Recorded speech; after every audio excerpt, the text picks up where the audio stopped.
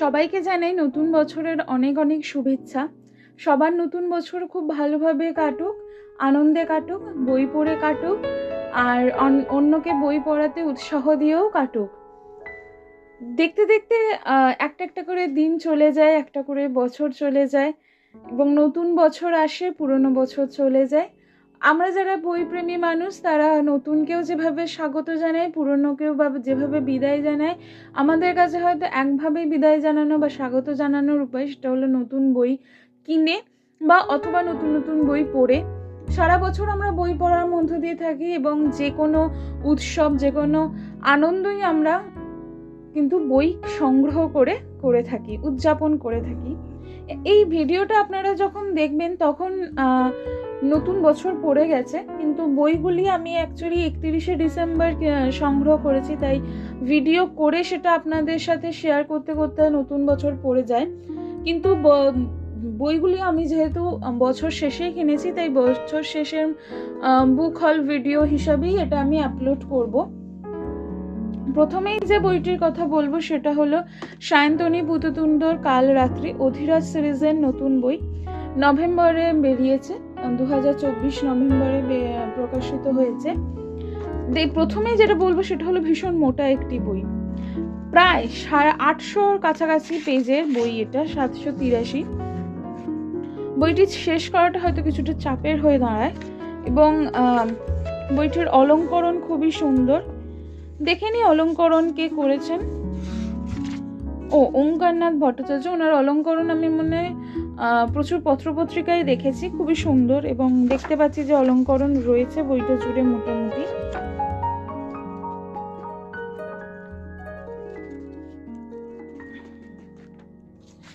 এই যেখানে রয়েছে,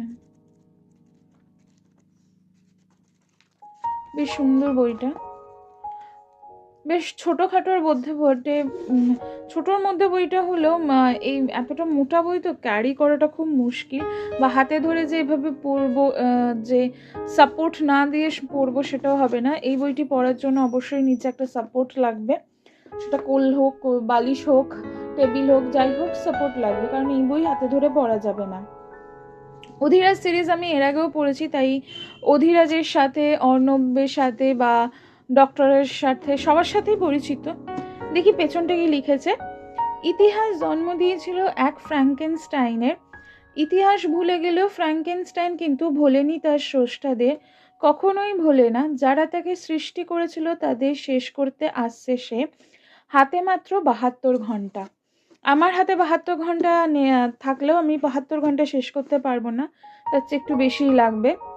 কি আর করা যাবে এটাতে। দেখা যাক বইটা পড়ে কেমন লাগে, আশা করছি ভালোই লাগবে। দময়ন্তী সেনের, যে দময়ন্তী সমগ্র, মনোজ সেনের রহস্য সন্ধানী দময়ন্তী সমগ্র 1, এর ওপর বেস করে, এর দুটি গল্পের ওপর বেস করে দুটি ওয়েব সিরিজ হয়েছে।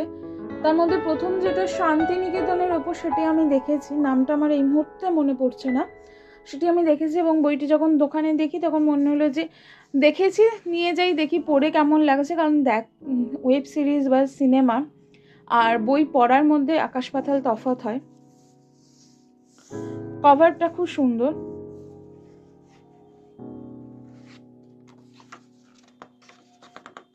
বুক ফার্মের বই এই বইটি, এবং এই বইটির মুদ্রিত মূল্য 384 টাকা। ফেব্রুয়ারি 2022-এর বই, যে মুদ্রণটা সেটি আমার কাছে আছে। এখানে 6টি আর কি গল্প আছে, এবং পড়ে দেখব। Total 302 page. এখন অবধি মনোজ সেনের আমি কোনো লেখাই পড়িনি, যতদূর আমার মনে পড়ছে, তবে দেখি পড়ে কেমন লাগে, আশা করছি খুবই ভালো লাগবে। পেছনটা পড়ে দেখি। আজ থেকে প্রায় 50 বছর আগে বাংলা গোয়েন্দা সাহিত্যে দময়ন্তী দণ্ডগুপ্তের আবির্ভাব হয়। এটি একটি ব্যতিক্রমী চরিত্র। গোয়েন্দা বলতে যা মনে হয় ইনি ঠিক তা নন। দময়ন্তী প্রফেশনাল ডিটেকটিভ নন, ইতিহাসের অধ্যাপিকা। ইনি বন্দুক পিস্তল চালান না। ইতিহাস যেমন নানা রকমের সংগৃহীত তথ্য থেকে অতীতকে পুনর্গঠন করে, তেমনি ইনি কোনো অপরাধমূলক ঘটনার নানা তথ্য বিশ্লেষণ করে তার মূল রহস্যের দিকে তর্জনী নির্দেশ করেন। দময়ন্তী নিজে তাড়া করে অপরাধীকে ধরেন না, তাকে ধরা যাদের কর্তব্য তারাই সে কাজটি করে থাকেন। সেই জন্য ইনি নিজেকে গোয়েন্দা না বলে রহস্য সন্ধানী বলতে পছন্দ করেন। দময়ন্তীর ব্যাপারে আর কি বলা হয়েছে, এবং গল্পগুলি কীরকম সেটা তো গল্পগুলি পড়লেই বোঝা যাবে।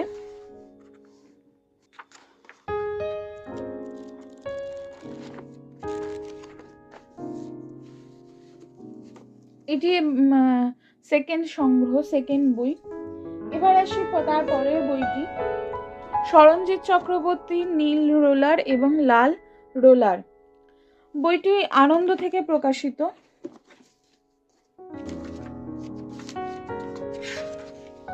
আনন্দ থেকে প্রকাশিত এবং মুদ্রিত মূল্য 250 টাকা।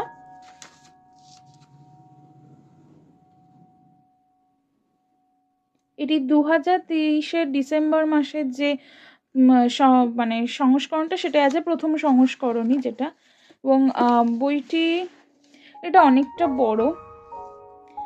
আমি বইটি অ্যাকচুয়ালি সরঞ্জিৎ চক্রবর্তীর নামটি দেখেই কিনেছি, এবং দেখা যাক যে কেমন লাগে পড়ে। আশা করছি ভালো লাগবে। ওনার কম্পাস আমার পড়া, আলোর গন্ধ পড়া, তো এই দুটো পড়া আছে। আশা করছি খুবই ভালো লাগবে।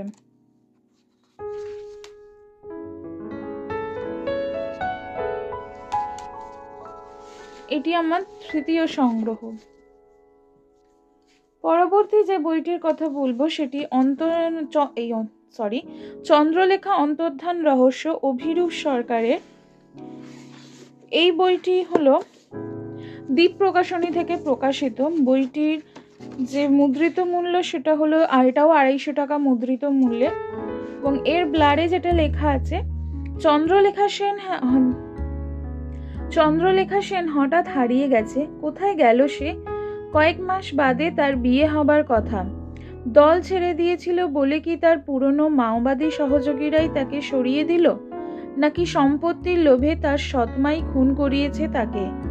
চন্দ্রলেখার আমেরিকাবাসী প্রেমিক পার্থ সান্যাল চন্দ্রলেখাকে খুঁজে বার করার কাজে বেসরকারি গোয়েন্দা আদিত্য মজুমদারকে নিয়োগ করার পর আদিত্য জানতে পারল হারিয়ে যাবার ঠিক আগে চন্দ্রলেখা দুবার নিশ্চিত মৃত্যুর হাত থেকে বেঁচে গিয়েছিল। পুরনো কলকাতা, অভিজাত কলকাতা, পুরুলিয়া, বসিরহাটের ইচ্ছামতি নদী, এইসব ছুঁয়ে আদিত্য তদন্ত যে সত্যে পৌঁছলো তা আদিত্যর নিজেরই অবিশ্বাস্য মনে হচ্ছিল। দেখা যাক যে আমার কতটা অবিশ্বাস্য বা বিশ্বাস্য মনে হয়। এনার লেখা আমি এর আগে পড়িনি, অভিরূপ সরকারের লেখা। দ্বীপ প্রকাশনীর এই জিনিসটা খুবই বাজে। এখানে একটা মানে এরকম প্লেন না রেখে এই কভার পেজে যে ছবিটা সেটাই তো এখানে দিয়ে দিতে পারে, ভালো লাগে দেখতে।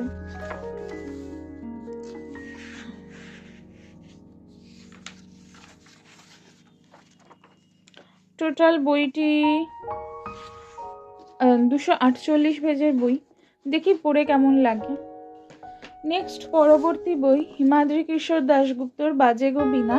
3টি ঐতিহাসিক উপন্যাস আছে এটাতে। এটা দেশ থেকে প্রকাশিত। আমার গোয়েন্দা কাহিনীর সাথে সাথে ঐতিহাসিক উপন্যাস পড়তেও খুব ভালো লাগে, তাই মূলত সেই থেকে এই বইটি আমি সংগ্রহ করি। 280 টাকা মুদ্রিত মূল্যের এই বইটিতে 3টি উপন্যাস আছে, ঐতিহাসিক উপন্যাস। অপাপবিদ্ধ, বাজে গো বীণা যার নামে বইটি, এবং অজয়ের চরে বর্গিহানা। দেখি পড়ে কেমন লাগে। হিমাদ্রি কিশোর দাশগুপ্তর লেখা আমি এর আগেও পড়েছি, তবে ঐতিহাসিক কিছু পড়া হয়নি, তো সেজন্যই আমি অ্যাকচুয়ালি সংগ্রহ করলাম যে কেমন লাগে পড়তে। বইটির এই জায়গাটা একদম ঠিক নেই, তখন দেখে নেওয়া হয়নি অ্যাকচুয়ালি। দেখছি যে এটা মুড়ে মুড়ে কেমন গেছে। যাই হোক, ঠিক করে নিতে হবে একটু, যদি দেখি বা যদি ঠিক করা যায়। 167 পেজের বইটি, সাইজটা এই দিকটাই চওড়া হয়ে গেছে, ফলত অন্যান্য বইয়ের সাথে রাখতে গেলে একটু সমস্যা হয়। অ্যাকচুয়ালি আমাদের তো একটা বইয়ের ওপর একটা বই থাকে, তো একই সাইজের বই হলে অ্যাকচুয়ালি সুবিধা হয়। দেখা যাক এটা পড়ে কেমন লাগে।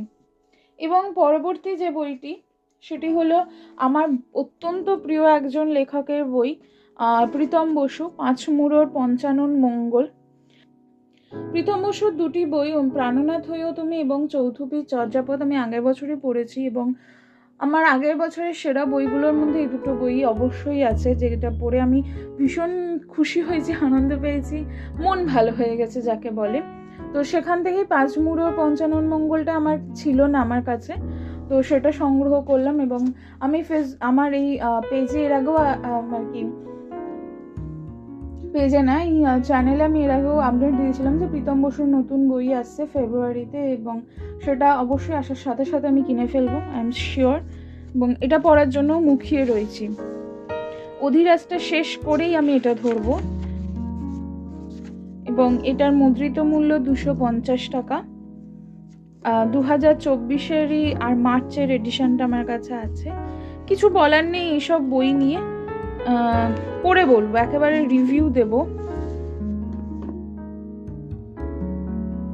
এটা পঞ্চানন মঙ্গল কাব্যের ওপর লেখা, পড়ে অবশ্যই ভালো লাগবে। যদিও এটা লেখকের প্রথম দিককার বই, তবু আই এম শিওর যে আমার খুব ভালো লাগবে পড়ে। দেখা যাক। তাহলে আজকের যে বুক হল ভিডিও, তার একটা ছোট্ট পিক আপ হয়ে যায়। এটা সেলফ পাবলিকেশন, ওনার সব বই সেলফ পাবলিকেশনই হয়।